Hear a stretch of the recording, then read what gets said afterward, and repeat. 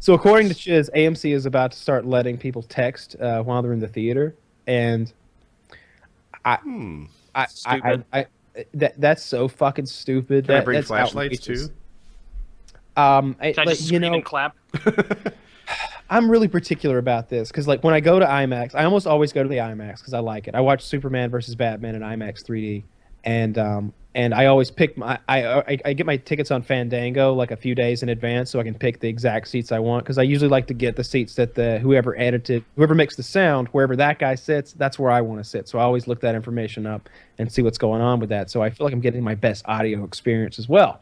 Um, Unfortunately, that's kind of right in the center of the theater, and that's where a lot of people like to congregate. So, despite the fact that there was only like 12 people in this like afternoon showing, they were all around me, and these cocksuckers behind me just wouldn't shut the fuck up. And it wasn't that they were being loud; they were just being loud enough that I could hear them. And even that alone was just driving me insane.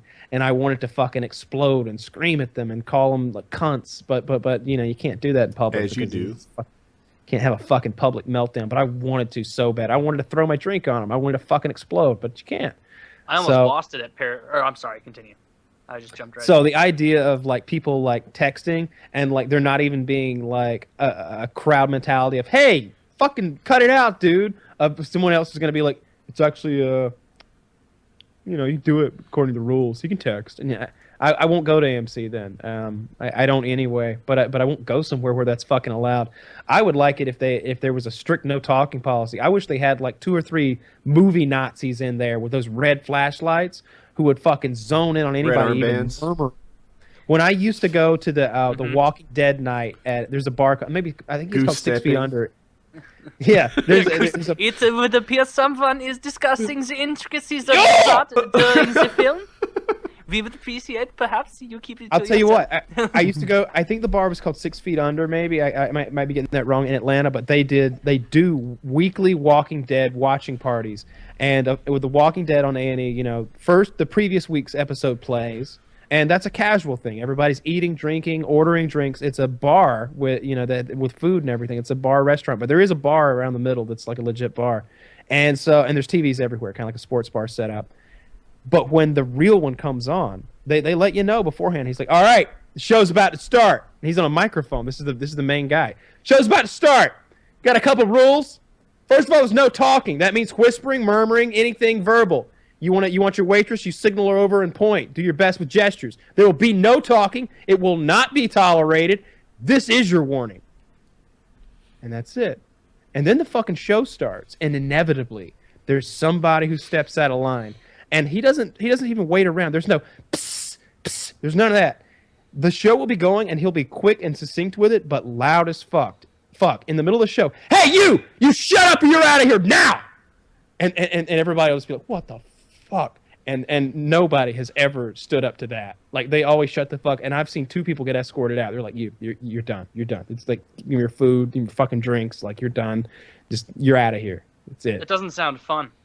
It's That sounds awesome like because there's- that's what I I want. might like that. Yeah. I like it. I don't know. We all liked it. Like, we were all fans of the show, but we wanted the environment of the bar, the group feeling of it, because a lot of times people who did the makeup and sound and like little jobs would be there, and they would say that beforehand in his speech. He'd be like, "Hey, there are people here tonight that worked on this. This is very important to them. That's pretty This is cool. a big deal to us." And yeah, so we met. I can see it both ways, actually. I think it would be fun if everyone was completely silent and into it as much as we do. I know it's the word policy, which is funny. It would also be fun if it was like that you remember we saw the Conor McGregor fight against Chad Mendez at a movie theater. 87. It Yeah. was like being at like a sports arena. It was like going to the game. There were other people there cheering. There were people clapping. We were excited when Conor won. Someone else was pissed when Conor won. And like it was I felt like it was a group experience. Different event. A sporting event lends itself to a cheering crowd, to that sort of thing. You're rooting for the home team, etc. But I feel like a TV show, especially one like The Walking Dead, where they're always whispering and murmuring, and we're trying not to alert the zombies. Like, I need to hear what they're fucking saying. And if some jackass over here wants another beer and he ruins that, then I'm not coming back to this bar to watch it. I'm here because I want the deep fried fudge cake that they make. They would only make one a night, and they were serious about it. I tried to order 2 and they wouldn't do it. Someone else got it, and so as soon as I got there, I'd immediately order it. So I would be the only one to get one, and then everybody within sight would smell and see what I got. It's literally a cake, a chocolate fudge cake, deep fried, and it's in like covered in powdered sugar. Everybody would want it, but they wouldn't make another one, no matter what. You couldn't pay them off. I offered $50 for one night. She said no. I hate shit like that at restaurants where they make something popular and they have this drummed up manufactured scarcity of it. Oh, no. We've got 16 chicken wings in the back for every evening. We don't do 15, we don't do 17, we do 16 wings. That's 2 orders of 8. You go fuck yourself. We're not making anymore. How about you do what the customer wants? How about you make another chocolate cake and stop berating people for ordering a drink at your bar while there's a show on that should have ended 4 seasons ago? I asked him, I was like, why? Why won't you make 2 of them? Why don't you make 10 of them if the people will pay?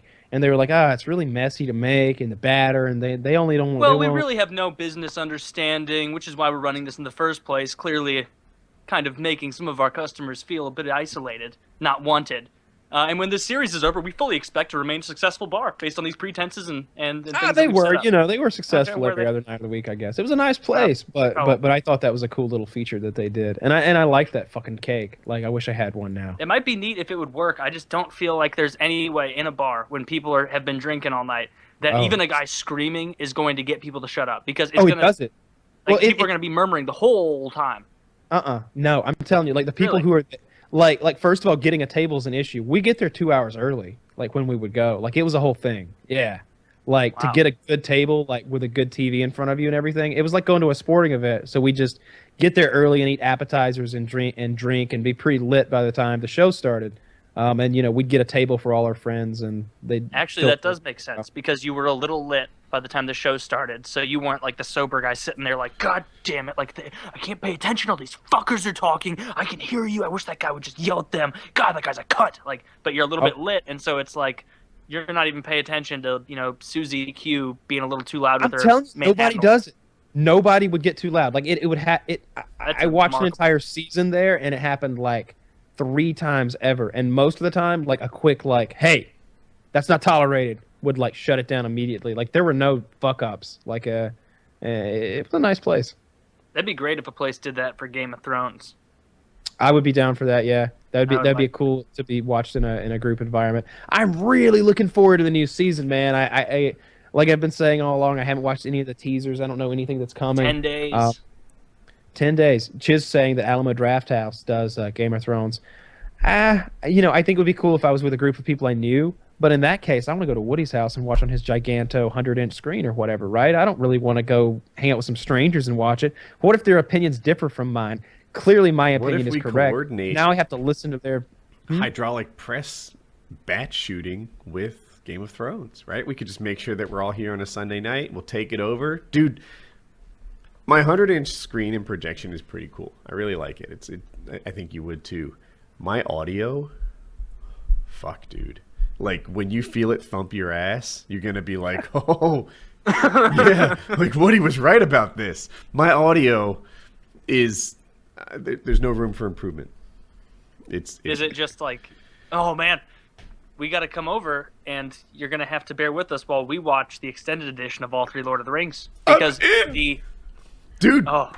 Those are great. A whole day event, and the sound is on point when you can hear those little goblins scurrying around in the halls of Moria as they're looking around. They know they're coming. I would like it. I own the trilogy. Trilogy. Fuck you, Chiz. Oh, no. Not the Hobbit trilogy. No. Oh, you're not coming, Chiz. No. You can watch that on a portable DVD player in the bathroom. This should be great. And Kyle, we have another fence to put in. I will do no manual labor. You know what, Kyle? I've actually got a 52, 56-inch TV. You just come over. I don't even have the fence that he's putting in. Yeah. I've got a 72-inch. You can come over here, and no fencing here either. Okay, we'll hire someone to do the fence. No, we need a fence for the pool. I'm going to get there, and you're going to conscript me to go get you snacks because the dog's going to be trying to eat you every time you go upstairs. That thing. I'm scared of that dog. Oh, he doesn't have that dog anymore. He's got No, not Woody. Your dog, Dax. Oh, Dax. Oh, that cocksucker. Yeah. Oh, fuck. I've been feeding him a little chicken every day when I come home. Like I stop by Zaxby's and get like a small chicken tenders, and I give him a few pieces of chicken every day. So I'm trying to win him back, I guess, or at least get What him to if- stop barking at me.